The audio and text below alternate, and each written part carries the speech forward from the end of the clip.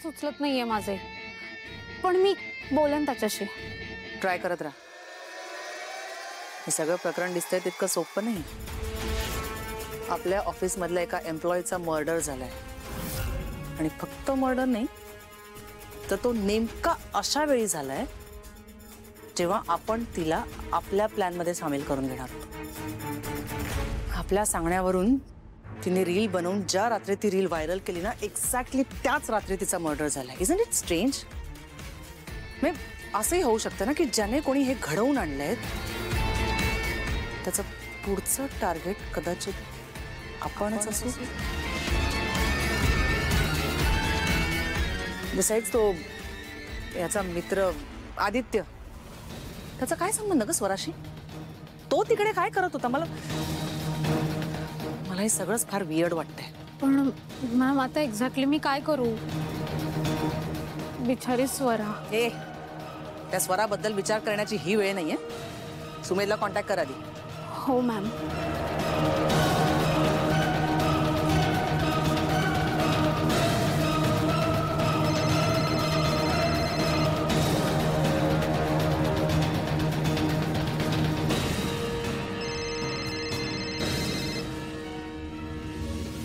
Hello.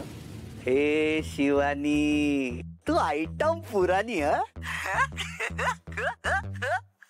नाही, ते कॉस्मेटिक्सच्या दुनियेमध्ये मोठा मासा किर्लोस्कर, अहिल्या किर्लोस्करची कंपनी तू गंकृत केलीस, म्हणजे हडपलीस. आता रूपम कॉस्मेटिक्सवर तुझा बारीक डोळा आहे काय?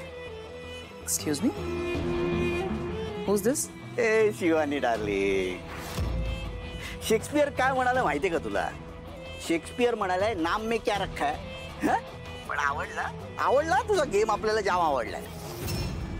म्हणजे रूपम कॉस्मेटिक्सची प्रोडक्ट बदनाम करायची आणि अहिल्या किर्लोस्करांची पण बदनामी सायमल्टेनियसली करायची. आयटम बहुत पुरानी आहे रे तू. ए शिवानी. कोण कोण बोलतंय? हा हा, आणि असं भेकडासारखं कशाला? ए नाव सांग ना. शू शू शू शू, हळू हळू हळू. शिवानी, लई उतावळी आहे तू. सगळं सांगणार, नाव, गाव, पत्ता, फळ, फूल, पान, काही म्हण. एका दगडात जे दोन पक्षी मारतेस ना तू. I like your style. आणि आत्तापुरतं एवढंच लक्षात ठेव, मी तुझा हितचिंतक आहे. तू रूपम कॉस्मेटिक्सला टेक ओव्हर कर. त्यासाठी तुला लागेल ती मदत मी करेन.